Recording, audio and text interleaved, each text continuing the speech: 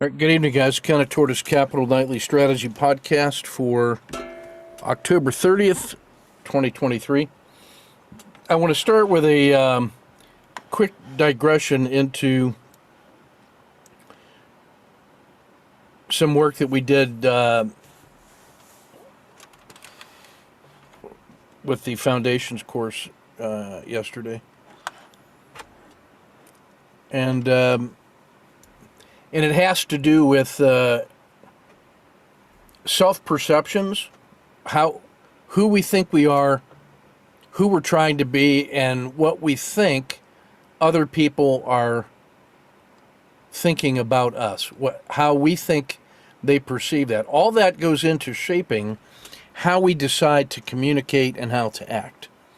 So the first thing we did was we took a look at some trade-offs and forced choices. We had to pick a position on A versus B. So we said, am I a person who favors knowledge, or am I a person that favors empathy of other people's emotions? And so I'm going to answer that for how I see myself. So this was a score sheet from one of the guys in the Foundations. And the first thing that he did was to go through each of these trade-offs and then decide where he was. And then after he did that, he said, well, how do others see me? I asked him for my own purposes and for this research to also then say, how does he see me? Because I'm interested in how other people see me so that I can determine if what I'm trying to portray or represent is coming through. And if so, awesome. If not, why not? And then what is that doing to my communication if I think they see me in a certain way, but they don't actually see me in that way? So what I asked these guys to do was first to score themselves how they see themselves, and then how to see how they think others see them. So this person sees himself as a person who is concerned about empathy, but he believes that other people see him as focusing on knowledge. Well, that's an interesting divergence. If you see yourself as a feeling person primarily, but you think other people see you as a cognitive-based or a rational person, is that deliberate? Or is it just you can't help it? In spite of yourself, no, am I really trying to show that I'm a person of empathy or a person of knowledge? What is it that you are emphasizing in your external contact with others that makes them think that you are a person who cares most about knowledge and not about empathy, whereas you see yourself as a person of empathy? How does that confusion or that divergence affect your relationships with others? Do they act towards you on the basis of appealing to your reason, whereas you're making your decision based on emotions and that's what you value? What kind of problems could that cause? And then sort of quickly, are you a detail person, or do you care about the meanings of things? Are you trying to get at accurate representations, or are you looking at the overall big picture, what it means? Do you favor getting to clarity with others, or are you seeking to achieve harmony? Do you thrive in order or chaos? If you had free time, would you spend it reading by yourself, something new, or something you like? But if you had or would you rather spend it traveling in a group that you hadn't met before to some place where you'd never been? Do you prefer the real and the now, or do you prefer thinking about the possibilities and the future? Would you prefer to listen or to talk? Do you favor structure or flexibility in decision making? How do you set up your world? To promote structure or to promote flexibility? And why? Are you better at it, or do you just like it? Do you find working in a group energizing or tiring? Do you see yourself as more normal or more weird? Do you see yourself as emotionally tough or emotionally sensitive? Would you prefer to plan ahead or improvise? So when this trader goes through that, the discrepancies are in red, where we've already seen the knowledge and empathy, but he sees himself as a person who would rather spend time traveling in a group to someplace new, but he thinks other people would prefer to read by himself. So maybe he doesn't get as many invitations to go out because people think, well, he didn't want to go. He'd rather just stay by himself. What is he missing out by that difference in perception? Is it and you can always ask, are these intentional or accidental? And how did you determine that they see you in that way? What is the evidence? Do you compare to what you're sending? Are you trying to make it a difference? Or how would you change that perception if you could? So he's got a journal now that he's done this work, and he's taking notes on all these things to see what he can see and to see what it will reveal about the self that he now sees in this mirror. And we have other people over here now seeing through this kind of distorting lens, right? He's a person who is really focusing on the here and now, but he thinks other people believe that he is concerned more about the future and possibilities. He would rather talk more. He thinks other people think that he likes to listen more. And then finally, he sees himself as emotionally sensitive, but he thinks other people are seeing him as emotionally tough. Does that mean that they are less guarded with him and bombarding him with emotions? And is he feeling emotional stress that they don't think is stressful because they think he's emotionally tough? So they act in a certain way. Is he giving himself grief? Well, if we think about ourselves in that way, how we think we are or try to be, and then how we think people are reacting to us, and we may or may not be satisfied with the outcome of that discrepancies, because it could be intentional, or maybe it's accidental, or maybe those are areas of tension and strife. But what I want you to realize is that as humans, we're pretty complex. And I'm, here's person A and here's person B, and person A is going to send a message, this red arrow, to person B. And I've got this represented now as a person. This is their conscious and intentional self. That big red, this is the unconscious that they're not even aware of. And then this is the hidden layer, which you're choosing not to reveal to the other person. So this is the area of the unconscious. And this is the area of the hidden. And this is the area of the public, if we can say it that way.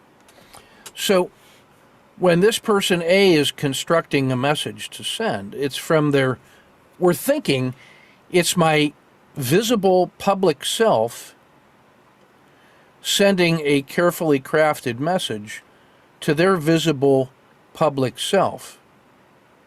And we know that they're going to think about it in their hidden layer behind their face. And then they're going to come to some conclusion, and then we think they're going to send us some information back. And we sort of take that as given. But what I want you to realize is that we are really complex sensory beings. And there's a lot of things going on that we're not even aware of. If we said this was our conscious mind and our subconscious mind and our unconscious mind, if we rotated that, then that sort of is what's in our unconscious mind, not just the sum of our experiences and our mental state, but it's all our culture, our education, our history, our unconscious biases. Who knows what else is all operating on us? Is media operating on us? The world sending signals into us, into our unconscious, and that thing is filtering into us to influence how we think and decide without us really being aware of that.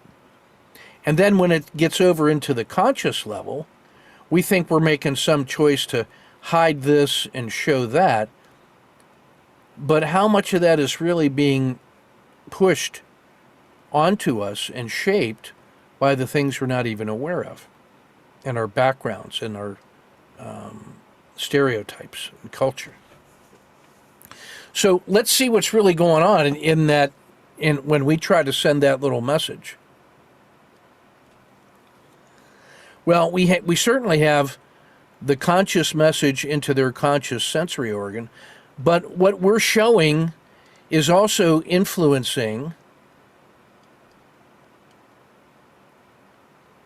their hidden layer, and what we're sending is also influencing their unconscious layer. Like, these are things that they're aware of, that they're seeing us do, that we think are hidden, but they can see it. And then these are the things that their unconscious is picking up about our public face that we're not even aware of. Or are we?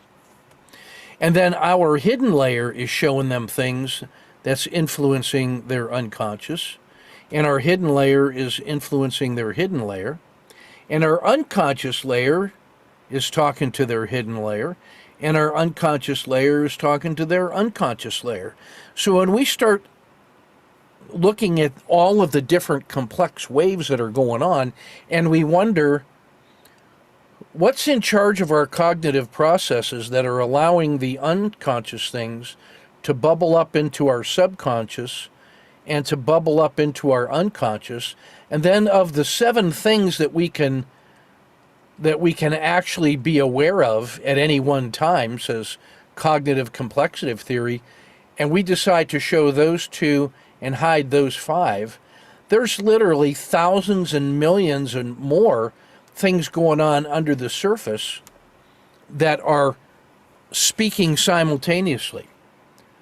So one of the ideas then that we have in true storytelling is this idea that when we gather together to try our best truths about the topic at hand, that we're making a deliberate effort in this safe, trusted space to be as transparent as we can, so that we are at least reducing or exposing the hidden layer, and then as much of the unconscious layer as we can.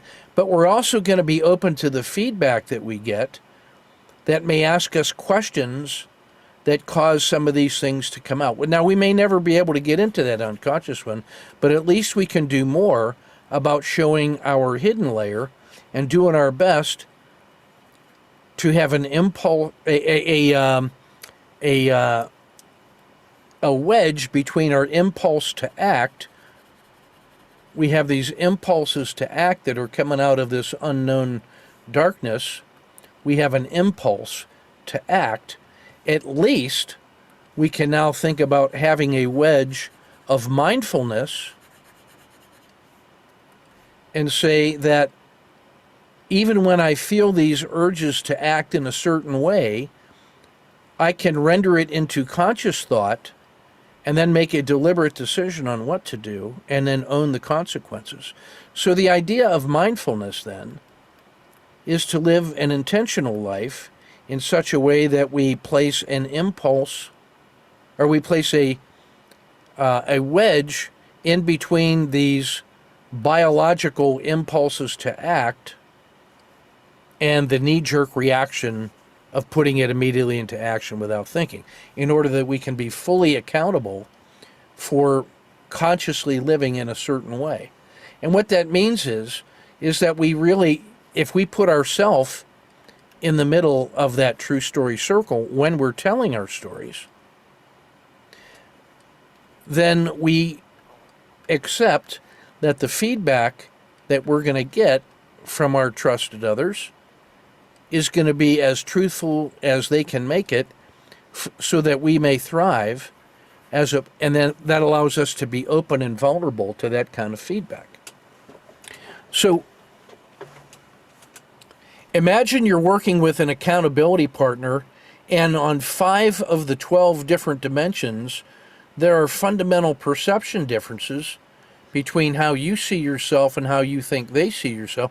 You actually really want to know, back and forth, how do you see me, and what are you hearing, and how is that feeling, and how does that respond to you, and then operate on the basis of trust and truth, and acting in such a way that each other may thrive. And then operating on that basis, we can progress further in our collaboration on the basis of shared understanding. So that's one of the psychological exercises that's we've just added to the foundations course, and that we're engaged in the process. So I'm actually collecting from those guys how they see me, because I want to compare how they see me with how I think they see me, to see if my estimate of what I think they think is correct. So that's the latest internal research process. And then who is to say, who is that, which one is right? Is it how I see myself? Is that the ideal state? Am I just kidding myself? Or shouldn't I say that how others see me might actually be how I actually am? There's some food for thought. What if they're right? Of course they're right. They're the expert on their process. Am I going to say, no, that's not how you see me? No. But if they say that's how they see me, can I trust that? In True Story Circles, we state, yeah, I'm going to accept what you say as truth. And that is an act of courage and trust in the other, because it opens you up. It opens up your vulnerability that you're going to accept what they say as truth, so that you can be better, because you feel what their intentions are. So anyway, that's what I wanted to say about it. I just feel like that's such an important process model and structured exercise that you will be glad that you tried that on, if you try that on. And then I'd really just like you to think about, is it any wonder that the market is a chaotic place when you have market participants who are not trying to be truthful and transparent with each other, but are sending signals all the time in many different ways to try to influence the behavior of others in such a way that you can prosper? Now, that leads you into, say, what are the ethics of communication in markets? And that's why we have the SEC. Trust in God, all others pay cash. Let the buyer beware.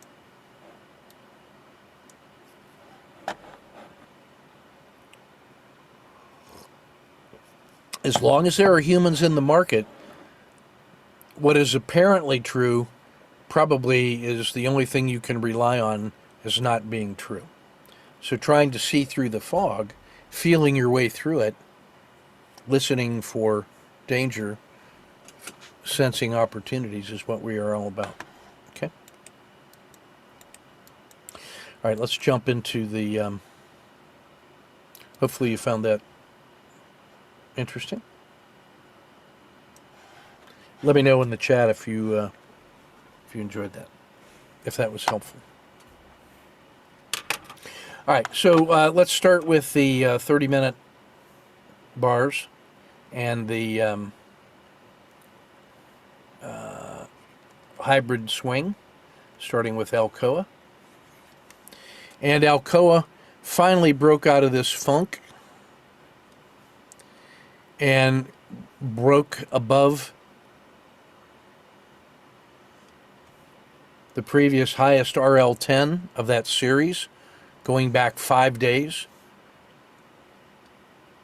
So there's an emerging dragon with standard risk, and that thing just blew up and closed well. And that was one where, with 4R in hand, I have a cushion to hold that overnight. I'll put the stop underneath the edge of the dragon and try to lock in 3. Yeah, Tucker, just imagine how interesting that kind of conversation is with your kids and your spouse and your friends and your coworkers and your subordinates and your boss. One of the really powerful things. So the issue there is when you have these instruments that ask you to self-report, everybody likes to say, oh, well, you know, those are not really accurate because it's only feeding back to you what you are saying. It's when you use it in the way that I just described, where you imagine, what the other person is seeing through the binoculars about what you're sending. See, you think you're sending this. You see that about yourself in the mirror of your reflection. But what you're sending to the mirror for you to study is what you're sending to them to form impressions. Although they see more than just your front face. They can see around you, and they see your reflections in other things, and other people that are over here seeing you are telling them what they see. So this is where the idea of thick face black heart comes from Chinese philosophy, which is that the idea that at the center of us there's this black heart of intention surrounded by layers and layers and layers of personas that we create or that people perceive, and that what we're trying to do is peer into the darkness to see what their true intention is, to see if they mean us good or ill. And because they don't know us, they may be trying to erect these defensive barriers to prevent us understanding who they truly are in the heart.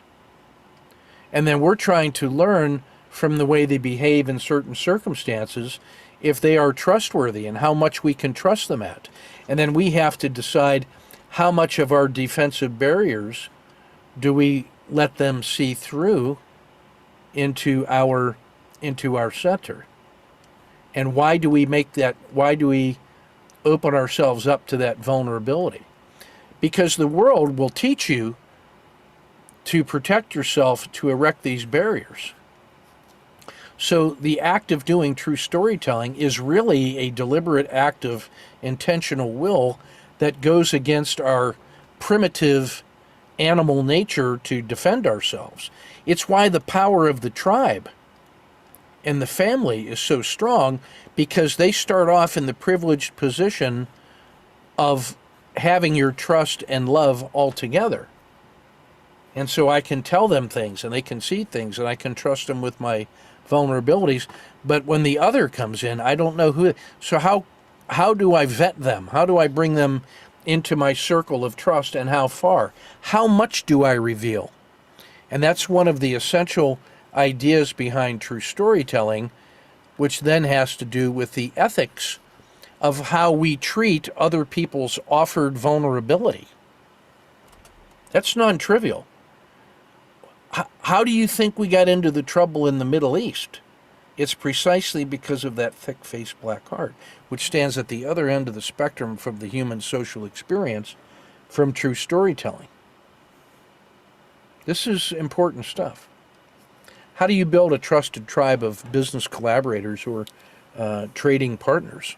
Anyway, so here we are, 4R, I digress, in Alcoa.